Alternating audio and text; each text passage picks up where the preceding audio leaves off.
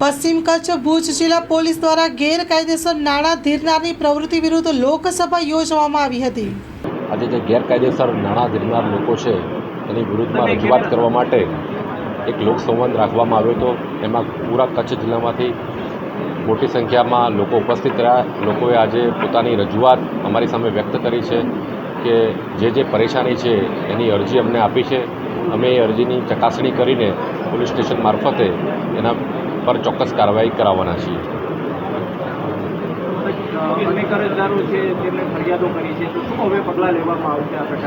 સૌપ્રથમ તો જણાવું કે અત્યારે આ લોકસંવાદ હતો। લોકસંવાદની અંદર જુદા જુદા અરજદારોએ પોતાની જોડે જે પણ વીત્યું છે એના વિશે અમને એનું વર્ણન કર્યું છે, એની અરજી લઈને આવ્યા છે અને એ અરજી અમારા અધિકારીશ્રીઓને આપી છે।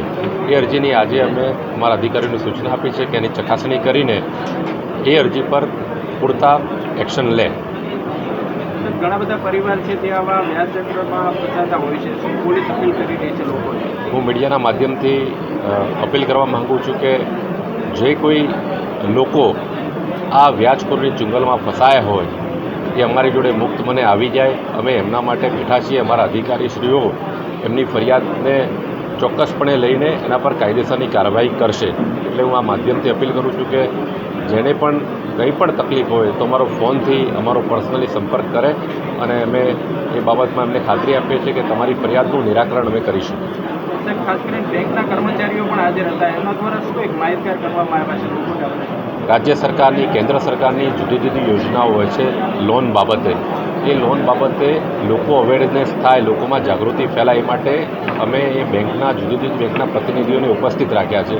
એ પ્રતિનિધિઓ અત્યારે લોકોને જે રિક્વાયરમેન્ટ હશે લોનની એ બાબતે એમને માહિતી આપશે અને એમને જે કાગળની પ્રોસેસ હશે, એપ્લિકેશન કઈ રીતે કરવી એમાં મદદરૂપ થશે। એટલા માટે અમે અહીંયા બેંકના પ્રતિનિધિઓને પણ ઉપસ્થિત રાખ્યા છે। ઘણી વખત ફરિયાદો નથી નોંધાતી, એ બાબતે પણ રજૂઆત હોય છે। એટલા માટે તો આ લોકસંવાદ રાખ્યો છે કે અમારા અધિકારીશ્રીઓ અહીંયા ઉપસ્થિત છે, એટલે કોઈને પણ ફરિયાદ ના નોંધાતી હોય, કોઈને કંઈ પ્રશ્ન હોય તો અમને ગમે ત્યારે મળી શકે છે। અમે એમની ફરિયાદ નોંધાવવા માટે અને એમની જે પણ અરજી છે એના પર કાર્યવાહી કરવા માટે જ છીએ। એટલા માટે અમારા તમામ અધિકારીઓને અમે અહીંયા હાજર રાખ્યા છે। કોઈને પણ રજૂઆત હોય તો અમે એમની એપ્લિકેશન લેવા માટે અમે તત્પર છીએ। मुंहिंजो नालो रमेश वेलजी भानुशाली, रमेश लाइट मंडप हलाई तो 40 वर्ष थी कम करी तो अमुक कारणोसर कोरोना ही थी मिणे जे कारण छेल्ला 4-5 वरे थी असी आर्थिक बहु फसाई व्यासी।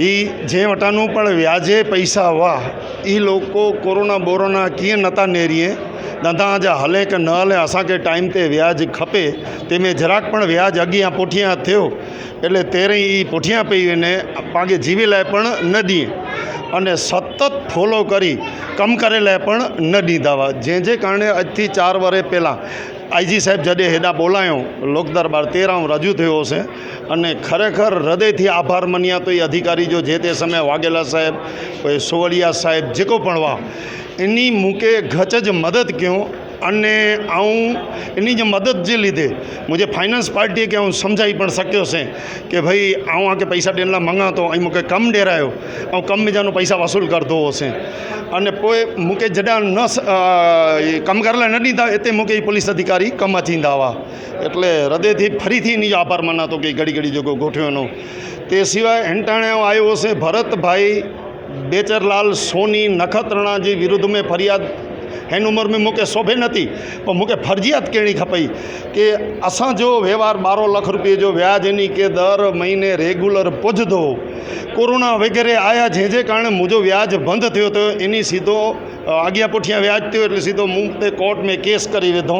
कोर्ट में केस करीने पतावट थी जे छोकिरे जे लगन जी असांजी सौदो थियो भई लगन जो सौदो करी ॾिजा असांखे कमु तो इन जे छोकिरे जा लगन जा 12 लाख जी इन जो जेको व्यवहार हो तेजी बदले ऐं 12 लाख रुपये जो इन जो कमु कयो पण कमु पती वञे पुठियां मुझो ये सन्मान पण कयो फोटा पढ़ायो गणपति जी मूर्ति ॾिनो साल पहिरायो सॻे वाले के मिणी के बोलायो कि रमेश भाई खासो कमु कयो पण मूंखे उहो चेक पाछा न ॾिनो એટલે આऊं जॾहिं चेक मंगिया पाछा तो इन मूंखे ई चयो कि भाई हेवर बैंक में पिया અમુક સમય રહીને ઓચિંતો મતલબ 12 મહિના રહીને બેંક में કે ચેક આવ્યો એની જો 4 ચેક દેना એટલે આવું નહીં કે ફોન પણ ઘણા મળે કે ભાઈ કોલા ચેક વેતાना અને મૂકે મતલબ मुझे चेक पण पाछा न ॾिनो एनी वटे अना 3 चेक पियाई हिकिड़ो चेक ई कोर्ट में वेधो एटले लाइ करीने IG साहिब वटि आयो हुअसि कि मूंखे हिन ही जेको केस कयो न तंहिंमें मूंखे राहत ॾियराई वता मुंहिंजा ही जेको 3 चेक इन वटि पियाई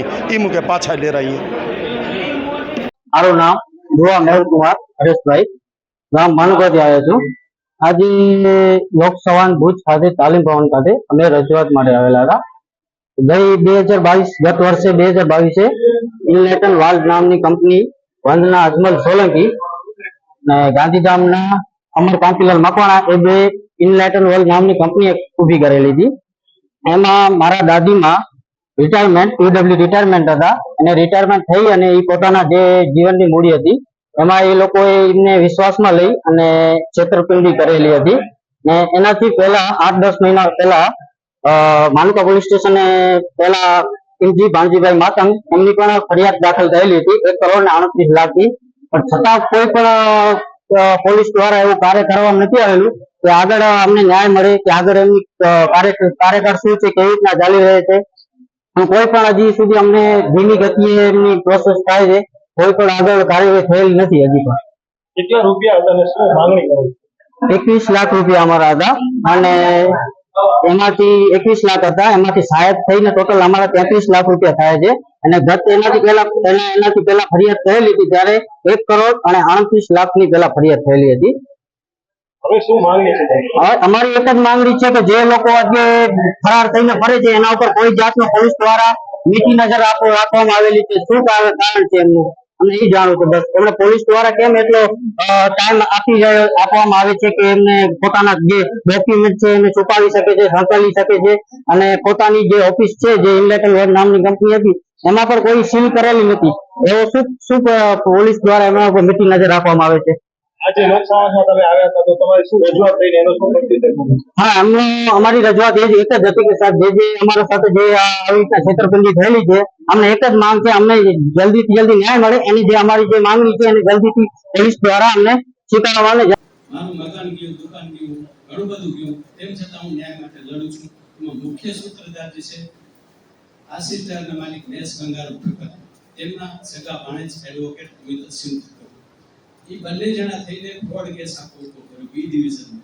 મારી પાસે અત્યારે શબ્દ છે મારા અંદર નીકળે છે સાહેબ, એટલે કદાચ થોડુંક મારાથી બોલાય તો બી થોડુંક સહન કરી લેજો સાહેબ, કેમ કે મેં ઘણું બધું આ ન્યાયતંત્ર માટે હું સાથે માનવ સેવા સંસ્થાના મહાસચિવ તરીકે હું સેવા આપું છું, લોકોને ક્યાંય બી ન્યાય જોઈએ તો મદદ કરું નિસ્વાર્થ સેવા, તો સાથે મારો કેસ બી હું લઉં છું। તો ફ્રોડ કેસ એવી રીતે બનાવ્યો કે બી ડિવિઝનનો સાથ લઈ જે સમયના 2016ના પોલીસ અધિકારીઓ મળીને આખો ફ્રોડ કેસ, તો એના બધા આધાર પુરાવા મારી પાસે અવેલેબલ છે। પછી એ બધા મળીને ભુજ કોર્ટ પવિત્ર ન્યાય મંદિર સાથે એને ધોખો કર્યો છે, છેતરપિંડી કરી છે, એ પણ સમગ્ર મારી પાસે પુરાવા છે સાહેબ। પણ મારી રજૂઆત એટલી છે કે આપ બધા સમજો છો એટલે મારી વાત સમજી શકશો, તો મારી રજૂઆત એક જ છે કે હું પોલીસ તંત્રમાં અત્યારે પોલીસમાં પકડ નથી રાખી શકતો, મને મારકૂટ કરવામાં આવેલી સાહેબ, બી ડિવિઝનમાં કરાણી અને ડીવાયએસપી સાહેબ આપને બી હું ધ્યાન દોરું છું, મને એને હકીકતમાં કહું આપના તરફ કોઈ દોષ નથી, કેમ કે ના હોવો જોઈએ, કારણ કે એક સમજણ ગેરસમજ ઊભી થઈ ત્યારે બનતી વસ્તુ, તેમ છતાં કદાચ મારાથી કોઈ ઘટના એવી ઘટી હોય, મારા કોઈ શબ્દમાં તો માફી માંગુ છું આપનું, પણ આપણે ગુનેગાર સુધી પહોંચવું તો આપણી મદદ જોઈએ મને સાહેબ।